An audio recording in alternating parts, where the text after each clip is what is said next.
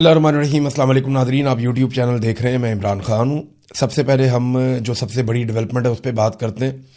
Pakistan, Saudi अरब और तुर्की का मुआहदा हो गया। ये एक दिफाई मुआहदा है। इसमें तैयब अर्दगान ने भी एक स्टेटमेंट दिया। लेकिन क्या इस मुआहदे से पाकिस्तान के मसाइल हल होंगे? ये सबसे इम्पॉर्टेंट चीज़ है। देखें, पाकिस्तान में दहशतगर्दी बहुत ज़्यादा बढ़ गई है। अमन व अमान के बड़े संजीदा मसाइल हैं और पाकिस्तान एक सियासी अदम इस्तेहकाम का शिकार भी है।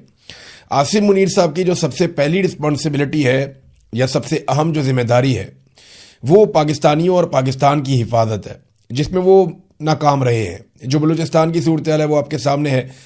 इतनी कत्लो गारतगिरी पाकिस्तान में 15 साल में नहीं हुई जितनी कत्लो गारतगिरी गुज़िश्ता 2 सालों में हुई है। पाकिस्तान में दहशतगर्दी के बड़े बड़े वाक़यात हुए और पाकिस्तान बदकिस्मती से दहशतगर्दी से मुतासरा ममालिक की जो एक लंबी फहरिस्त है उसमें पहले नंबर पर आके खड़ा हो गया। ये टॉप के ऊपर पाकिस्तान खड़ा हुआ है। एक आधा मुल्क और है उसे कोई जानता भी नहीं है। तो पाकिस्तानियों की हिफाजत में वो किरदार वो अदा नहीं कर पाए जो उन्हें करना था। हाँ, भारत के साथ एक लड़ाई में पाकिस्तान एयरफोर्स ने भारतीय तैयारे गिराए थे, लेकिन 1 इंच भी ज़मीन पाकिस्तानी फ़ौज ने वहाँ पे फतह नहीं की। फिर भारत ने हमारा पानी रोका हुआ है। अच्छा, मैं ज़मीन फतह नहीं की, ये मैंने जुमला क्यों बोला? आपको लगेगा शायद मैं कोई गलत बात कर रहा हूँ। देखिए, कश्मीर को फतह करने का या उसे आज़ाद करने का पाकिस्तान की फ़ौज ने बेड़ा उठाया था और हमें हमेशा ये बताया जाता था कि एक दिन पाकिस्तानी फ़ौज कश्मीर को फतह कर लेगी और ये होना चाहिए। अगर आसिम मुनीर साहब फील्ड मार्शल बनने के बाद भी ये नहीं करते तो फिर ये कब होगा? ये होना चाहिए। भारत ने पाकिस्तान का पानी रोका हुआ है। अभी तक कोई बंदोबस्त नहीं हो सका कि भारत से पाकिस्तान का पानी छुड़वाया जा सके। लेकिन दूसरी जो जिम्मेदारी है वो आसिम मुनीर साहब की बड़ी जिम्मेदारी वो ये है कि वो अपने हलफ की पासदारी करें, जो उन्होंने नहीं की। उन्होंने सियासत के अंदर बदतरीन मुदाखलत की और लगातार की है और अब तक वो कर रहे हैं। तीसरा, इंसानी हकूक़ की उन्होंने बहुत बुरी तरह धज्जियाँ उड़ाई हैं जो रिकॉर्ड के ऊपर रहेगा। बहुत दफ़ा इंसानों को कत्ल किया गया, ख़वातीन को सड़कों पे घसीटा गया, लोगों को मारा गया, उनको घरों से उठाया गया, जबरी तौर पे इंसानों को लापता किया गया। तो जो धज्जियाँ इंसानी हकूक़ की उड़ाई गई आसिम मुनीर साहब के दौर में उनकी ईमा पे, उसकी भी कोई मिसाल नहीं मिलती। तो पाकिस्तान को इसका फ़ायदा कैसे होगा सऊदी अरब से और तुर्की से मुआहदा करने पे? देखिए, ये मैं इसको फिर कहूँगा कि ये पॉजिटिव है एक चीज़। मुसलमान ममालिक जितना आपस में एक दूसरे के करीब आएंगे उतना बेहतर है। जितने ज़्यादा हमारे ताल्लुकात होंगे उतना बेहतर है। जितना ज़्यादा हम दिफाई नुक्ता नज़र से या खारजी मामलात के नुक्ता नज़र से एक दूसरे के साथ खड़े होंगे वो उतना बेहतर है। उम्मत मुस्लिमा करीब आएगी तो ये मुसलमान ममालिक के लिए बेहतर होगा। बहुत सारे मुसलमान मुल्क हैं, 50 के करीब। अगर ये सारे इकट्ठे हो जाएं तो एक बहुत बड़ी ताकत बन सकते हैं, बहुत बड़ी माशी ताकत बन सकते हैं। मुसलमानों के पास आबादी भी बहुत बड़ी है, नौजवानों की बहुत बड़ी तादाद है, टेक्नोलॉजी में वो काम कर सकते हैं, उनके पास कुदरती वसाइल बहुत ज़्यादा हैं जिन ममालिक में ये लोग रहते हैं। फिर खुराक पैदा करते हैं बहुत सारे मुसलमान ममालिक और बड़े पैमाने पर करते हैं। तो ये बहुत हद तक खुद कफील हो सकते हैं। बहरहाल ये पाकिस्तान के मसाइल का हल क्या इससे हो जाएगा? एक बात आपको क्लियर करनी चाहिए कि ये जो मुआहदा है ये अमरीकी मफादात के ख़िलाफ़ नहीं हो सकता, क्योंकि तुर्की के भी बड़े अच्छे ताल्लुकात हैं अमेरिका के साथ। हमारे फील्ड मार्शल की या जो है उसको वो कहते हैं डोनाल्ड ट्रंप के माई फेवरेट फील्ड मार्शल, तो ये भी अमेरिका के साथ बेहतरीन ताल्लुकात रखे हुए हैं। शहबाज शरीफ तो ना 3 में है ना 13 में। और सऊदी अरब जो है वहाँ पे अमरीकी अड्डे हैं बाकायदा। उन्होंने अपनी ज़मीन के ऊपर अमेरिका को अड्डे दे रखे हैं और बहुत पैसा खर्च करते हैं। तो असल मसला ये नहीं है कि अमरीकी मफादात के ख़िलाफ़ ये इत्तेहाद लड़ेगा। यानी अगर आपको किसी को ये लगता है कि भारत के साथ लड़ाई हो जाएगी और सऊदी अरब और तुर्की मिलकर भारत को मारेंगे पाकिस्तान के साथ, तो ये आपकी खाम ख्याली है। और अगर आपको ये लगता है कि यूनान के साथ तुर्की लड़ेगा और सऊदी अरब और पाकिस्तानी फ़ौजी वहाँ पे जाएंगे और जाकर लड़ेंगे, तो ये भी आपको मेरे ख्याल में गलत फहमी है।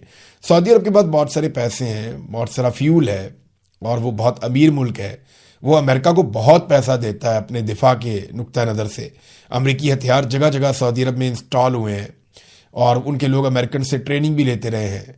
तो अमेरिकन वहाँ पे अपने अड्डे लेकर मौजूद हैं। वो सऊदी सरजमीन की हिफाजत के लिए अपने बेहतरीन हथियार इस्तेमाल करते हैं, जिनके बदले में वो बहुत पैसा भी लेते हैं। तो ये मामला मुझे ऐसा लगता है कि ईरान और यमन की तरफ जाएगा। सऊदी अरब को यमन से खतरा रहता है हौसियों की जानिब से, फिर ईरान के साथ भी उनके हालात बिगड़ते रहते हैं। तो क्या ये मुमकिन है कि इसराइल से लड़ पड़े ये इत्तेहाद? तो ऐसा दिखाई नहीं देता, क्योंकि उसमें अमेरिका पड़ जाएगा। अगर ये इत्तेहाद अमरीकी मफादात के खिलाफ होता तो अब तक डोनाल्ड ट्रंप का या अमेरिका का स्टेटमेंट आ चुका होता, और अगर ये खिलाफ हुआ तो याद रखिएगा आने वाले दिनों में ये स्टेटमेंट आ भी जाएगा। اس کے علاوہ میں آپ کو یاد دلاؤں کہ ایک 40 سے زائد مسلمان ممالک کی ایک فورس بنائی گئی تھی جس میں پاکستان بھی تھا، اور سعودی عرب کی قیادت میں وہ بنائی گئی تھی. اس فورس کا جو سربراہ رکھا گیا تھا، جس کی کمانڈ میں تھی وہ فورس، وہ جنرل راحیل شریف جو پاکستان کے سابق آرمی چیف ہیں، وہ اس کی قیادت کر رہے تھے. وہ فورس کہاں گئی، اس نے کیا کارنامہ کیا، ابھی تک کچھ پتہ نہیں چلا. امریکن اسٹیبلشمنٹ اس معاہدے کو کیسے دیکھتی ہے، یہ بہت امپورٹنٹ ہے. ان کی ملٹری بیسز پہلے ہی میں نے آپ کو بتایا کہ وہ سعودی عرب میں، وہ بہت پیسہ اکٹھا کرتے ہیں اس خطے سے، سعودی عرب سے اور دیگر عرب ممالک سے. اب اگر اسی طرح کے معاہدے باقی عرب ممالک بھی کر لیتے ہیں تو امریکہ کا جو بہت بڑا ایک یہاں پہ مالی فائدہ ہے اس کو چوٹ لگ سکتی ہے. جیسے کہ ترکی کے صدر جو رجب طیب اردگان ہیں، انہوں نے بڑی بیلنسڈ سٹیٹمنٹ دی ہے اس معاہدے کے بعد. یعنی انہوں نے کہا کہ آج ہم نے سعودی عرب کے ولی عہد اور وزیر اعظم محمد بن سلمان کی پرخلوص دعوت پر مکہ مکرمہ کا دورہ کیا تھا. اپنے دورے کے دوران میں نے اپنے عزیز بھائیوں سعودی عرب کے ولی عہد محمد بن سلمان اور پاکستان کے وزیر اعظم شہباز شریف سے ملاقات کی. ہم نے تینوں ممالک کی حیثیت سے مشترکہ دفاعی معاہدے پر دستخط کیے ہیں، اور ساتھ انہوں نے کہا کہ اجتماعی دفاعی صلاحیت پر مبنی یہ معاہدہ ہمارے سیکیورٹی اور دفاعی تعاون کو آگے بڑھانے، دفاعی صنعت میں مشترکہ منصوبے تیار کرنے اور دہشت گردی کے خلاف جنگ میں معاون ثابت ہوگا. یہ معاہدہ جو اقوام متحدہ کے منشور کے آرٹیکل 51 میں بیان کردہ دفاع کے حق کی بھی توثیق کرتا ہے. وہ یہ کہتے ہیں کہ ہم نے اقوام متحدہ کے آربٹ کے اندر رہتے ہوئے یہ معاہدہ کیا ہے.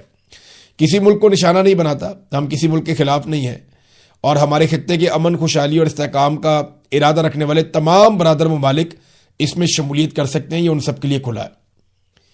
یعنی ترکی نے بڑا اس کو اوپن کر دیا کہ اس میں اگر یو اے ای آنا چاہے، اس کے اندر قطر آنا چاہے، بحرین آنا چاہے، اور دیگر ممالک اگر اس کے اندر کویت آنا چاہے، اردن اس کے اندر شامل ہونا چاہے، یا ایران بھی اس کے اندر شامل ہونا چاہے، سینٹرل ایشیا کے ممالک ہیں جیسے آذربائیجان ہے، باقی ملک ہیں، وہ بھی اس کے اندر شامل ہونا چاہیں تو وہ بھی شامل ہو سکتے ہیں. یہ جناب طیب اردگان کا سٹیٹمنٹ ہے.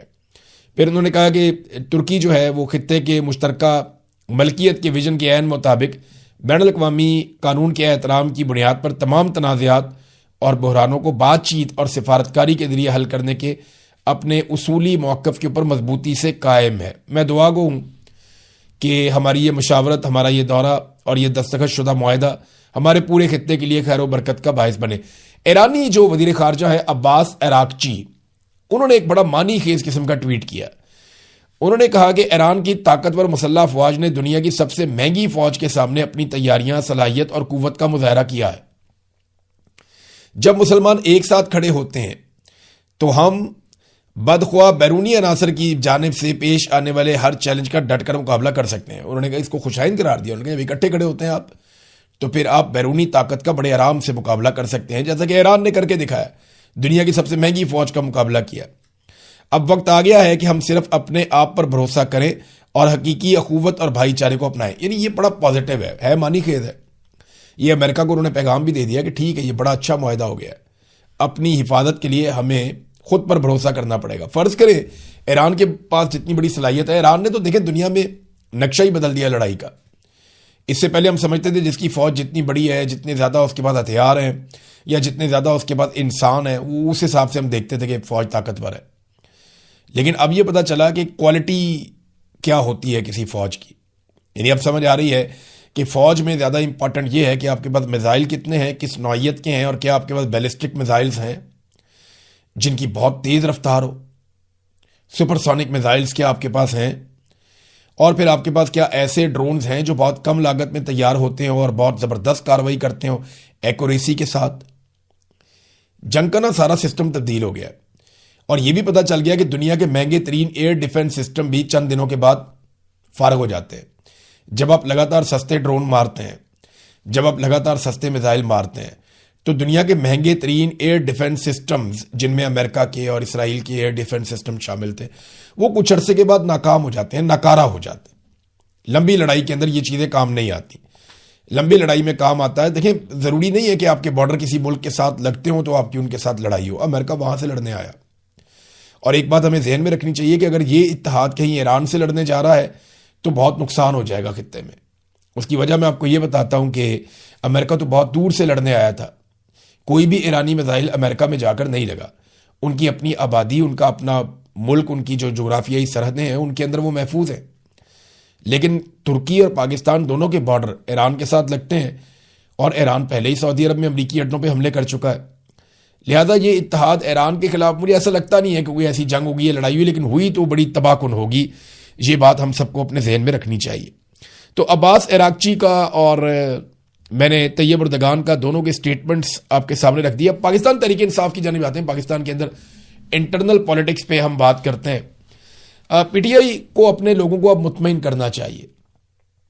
دیکھیں جو سوشل میڈیا کے اوپر آواز اٹھ رہی ہے کہ 2 مہینے کا ٹائم کیوں دیا، تو 4 دن تو گزر گئے، باقی بھی گزر جائیں گے. دن جتنے بھی ہونا وہ گزر جاتے ہیں. آپ اس کو کتنا بھی لمبا کریں، عمران خان صاحب نے 3 سال کی جیل کاٹ لی ہے. یہ 2 مہینے بھی ایک دن گزر جائیں گے. لوگوں کو کلیئرٹی ہونی چاہیے کہ 2 مہینے کے بعد 27 سپتمبر کو ایکچولی سہیل آفریدی کرنے کیا جا رہے ہیں.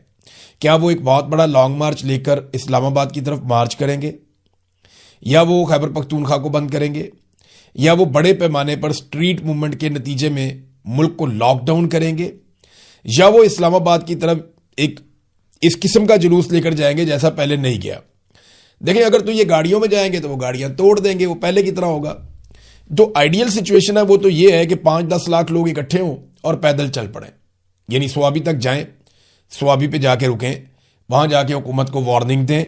سوابی پہ یہ بہت بڑی ایک ٹینٹ سٹی بنائیں، وہاں پہ جو ہے وہ واش رومز وغیرہ لگائیں اور لوگوں کو فیسیلیٹیٹ کریں، اور پھر گورنمنٹ کو وارننگ دیں، ٹائم دیں، 2 دن 4 دن 5 دن کہ ہمارے مطالبات مانے جائیں. اگر وہ نہ مانے تو پھر پیدل آگے بڑھیں. جب سوابی سے آگے آپ پیدل بڑھتے ہیں نا تو پھر آپ کو کئی دن لگ جاتے ہیں اسلام آباد جانے میں.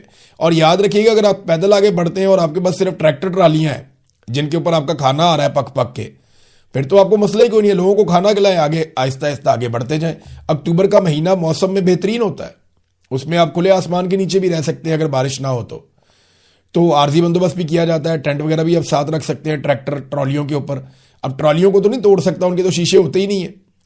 تو یہ ایک ہو سکتا ہے کہ اگر 100-150 ٹریکٹر ٹرالیاں ساتھ لے لیں، ان کے اندر کھانے پینے کا سامان، دیگے شگے باقی چیزیں رکھ لیں، 200-250 ٹریکٹر ٹرالیاں ہو جائیں، زیادہ بھی ہو سکتی ہیں، اور لوگوں کو لاکھوں کی تعداد میں پیدل چلا کر اسلام آباد کی طرف لے جایا جائے تو یہ ہجوم ایک مصیبت بن جائے گا. گاڑیوں پہ، موٹر سائیکلوں پہ آپ ایک دن میں پہنچنے کی کوشش کرتے ہیں تو وہ ایک دن میں شو ختم ہو جاتا ہے. حکومت کو بھی پتا ہوتا ہے پوری فورس کو ایک دن میں استعمال کرو، لیکن اسلام آباد ہی اگر آپ 2 ہفتے میں پہنچتے ہیں اور سلو جاتے ہیں، رستے میں آپ بیٹھ جاتے ہیں، پھر آہستہ آہستہ آپ آگے بڑھتے ہیں، تو یہ بہت بڑی مصیبت بن جائے گی، بہت بڑی مصیبت بن جائے گی پاکستان کی فیڈرل گورنمنٹ کے لیے. وہ اتنا پریشر، اتنا دباؤ وہ لے نہیں پائیں گے. تو پاکستان تحریک انصاف کو جو بھی حکمت عملی ہے وہ فوری طور پہ بنانی چاہیے. آج 4تھا دن ہے، ابھی تک کوئی کاروائی میں نے دیکھی نہیں، کوئی ایکٹیویٹی میں نے دیکھی نہیں. اور تیاریاں اگر کرنی ہے تو تیز کرنی پڑیں گی. جگہ جگہ جلسے کریں، جگہ جگہ کارنر میٹنگز کریں، بہت ساری کمیٹیاں بنائیں، جو نوجوانوں کی ممبرشپ ہے انہیں تیز کریں. جن نوجوانوں کو ذمہ داریاں دینی ہیں ان کو بتائیں کہ جناب آپ کی یہ رسپانسبلٹی ہے، آپ کی یہ رسپانسبلٹی ہے، آپ نے یہاں ڈیوٹی کرنی ہے، آپ نے یہاں ڈیوٹی کرنی ہے. ہر 10 نوجوانوں کے اوپر ایک نوجوان کو انچارج بنائے. یہ سارا کچھ جو ہے نا وہ آرگنائز طریقے سے ہوگا تو پھر آپ مقابلہ کر پائیں گے، کیونکہ جو پاکستان کی ملٹری اسٹیبلشمنٹ ہے وہ آرگنائز طریقے سے یہ لڑائی لڑتی ہے. اگر یہ پولیٹیکل لڑائی ہوتی تو پولیٹیکل پارٹیاں کب کی آپس میں فیصلہ کر چکی ہوتی، لیکن کیونکہ یہ ملٹری اسٹیبلشمنٹ کے ساتھ لڑائی ہے، یہاں ایجنسیاں انوالو ہو جاتی ہیں، پاکستان کی فوجی جرنیل جو ہیں وہ اس سیاست کے اندر انوالو ہو جاتے ہیں، تو یہاں بہت پروپیگنڈا بھی ہوگا، طاقت کا بروٹل استعمال بھی ہو سکتا ہے. لیکن اگر اتحاد اور اتفاق کے ساتھ جائیں تو بغیر گولی چلے، بغیر خون بہے بہت بڑے ٹارگٹ اچیو کیے جا سکتے ہیں. لیکن تعداد بڑی ہونی چاہیے پاکستانیوں کی. تو یہ ناظرین پاکستان تحریک انصاف کو ابھی اس کے اوپر دیکھیں، آئندہ آنے والے دنوں میں آہستہ آہستہ یہ اختلافات ختم ہوتے جائیں گے. میں نے بطور پولیٹیکل پارٹی میں نے بڑا سٹڈی کیا پی ٹی آئی کو. یہ ابھی لڑ رہے ہیں نا، تھوڑے دنوں کے بعد جیسے جیسے یہ دن قریب آئیں گے یہ اکٹھے ہونا شروع ہو جائیں گے، ان میں آپس میں اتفاق ہونا شروع ہو جائے گا، یہ سارے رل کے زور لگانا شروع کر دیں گے. الیکشن سے پہلے کتنی لڑائی تھی، 2024 والا جو تھا 8 فروری کو، یہ ٹکٹ کیوں چلا گیا، وہ کیوں ہو گیا، یہ کیا کر رہا ہے، وہ کیا، جو فتوے چل رہے تھے اس وقت. لیکن جب الیکشن قریب آیا تو ایک دم سب میں انرجی آ گئی، وہ سارے جڑ گئے ایک ہی مقصد کے اوپر کہ بھئی اب جس کو بھی ہم نے نامینیٹ کر دیا ہے نا اس کو الیکشن ہم نے جتوانا ہے. تو وہ سافٹ ریولوشن تھا. اسٹیبلشمنٹ کو بدترین شکست پاکستان کی تاریخ میں اگر کوئی ہوئی ہے تو وہ 8 فروری 2024 کو ہوئی ہے، جب یہ اپنی ساری طاقت لگانے کے باوجود، اپنے سارے حربے استعمال کرنے کے باوجود عوام سے ہار گئے تھے. لیکن انہوں نے ہار مانی نہیں ہے. تو اب عوام کو انہیں صرف ہرانا نہیں ہے بلکہ ان سے ہار منوانی ہے، ایک سٹیپ اور آگے جانا پڑے گا۔ خیبر پختونخوا اسمبلی میں ایک بڑا اچھا کام کیا، کیونکہ خیبر پختونخوا کی گورنمنٹ ہے، اس کی بات ہو رہی تھی، تو میں یہ بھی آپ کے سامنے ذکر کر دیتا ہوں۔ جو انہوں نے ایک بڑا متنازع قسم کا بل لے کر آئے تھے، جس میں بلو پاسپورٹ والی ایک شک تھی کہ تاحیات اراکین اسمبلی کو بلو پاسپورٹ دیا جائے، فیملیوں کو بھی دیا جائے، تو وہ جو ترامیم ہے متفقہ طور پہ منظور کر لی گئی ہیں۔ لیکن اچھی بات یہ ہے کہ مراعات اور استحقاق ایکٹ 2026 کی ترامیم میں سے بلو پاسپورٹ والی جو شک ہے، جو متنازع ہے، جس کو پاکستان تحریک انصاف نے بڑا زور لگا کے مخالفت کی تھی، اس کو نکال دیا گیا۔ لیکن اتنی پازیٹیو بات ہے، عوام کی بات اگر کسی پولیٹیکل پارٹی میں یا کسی حکومت میں مانی جائے تو یہ بہت اچھا سائن ہے، اس سے جمہوریت آگے بڑھتی ہے۔ پی ایم ایل این کو دیکھیں پرواہ نہیں ہوتی، جو مرضی کر لیتے ہیں۔ زرداری صاحب کو کوئی پرواہ نہیں، انہوں نے سندھ کا پانی دے دیا، چولستان میں لے جاؤ نہریں نکال کے، آپ وہاں پہ جا کے استعمال کر لو، کسی سے پوچھا ہی نہیں۔ جو دل کرتا ہے خرید لیتے ہیں، کبھی جہاز لے لیتے ہیں، کبھی کچھ لے لیتے ہیں۔ یہ جو مرضی کریں، جس کو مرضی منسٹر لگائیں، جس کو مرضی جس مرضی عہدے پر بٹھائیں، ان کو سوال نہیں کیا جا سکتا۔ جب سوال کوئی نہیں کر سکتا تو پھر انہیں جواب دینا بھی نہیں ہوتا، تو یہ اپنی من مانی کرتے ہیں۔ لیکن پی ٹی آئی کے اندر یہ کلچر ہے فی الحال، یہ ماضی میں پیپلز پارٹی میں یہ کلچر ہوا کرتا تھا، بڑا شاندار کلچر تھا، لیکن زرداریوں کا جب قبضہ ہوا تو وہ بالکل کلچر تبدیل ہو گیا۔ اب پی ٹی آئی میں ہے کہ وہ مزاحمت کرتے ہیں لوگ اور مخالفت کرتے ہیں غلط چیز کی، تو یہ غلط چیز جو ہے اس کو روکا گیا، کریڈٹ گوز ٹو عام کارکن جو ہے پاکستان تحریک انصاف کا، یہ اس کا کریڈٹ ہے۔ ناظرین، بلاول نے گزشتہ 4 دنوں میں 4 الگ الگ طرح کے سٹیٹمنٹ دیے۔ اس کا مطلب پتہ کہ ان کے پاس اپنا کوئی بیانیہ ہی نہیں ہے، اور بیانیہ اس لیے نہیں ہے کہ اس وقت یہ ظالم کے ساتھ کھڑے ہوئے ہیں اور مظلوم جو ہے اس کو کچلنے میں اپنا کردار ادا کر رہے ہیں۔ یاد ہے نا وہ بروٹ میجورٹی، ڈنڈے والی جمہوریت، پھر زرداری کا کہنا کہ ہم اسٹیبلشمنٹ کے ہاتھ مضبوط کریں گے، یہ سارا گند انہوں نے ہی مارا ہوا ہے، بلاول زرداری نے اور آصف زرداری نے۔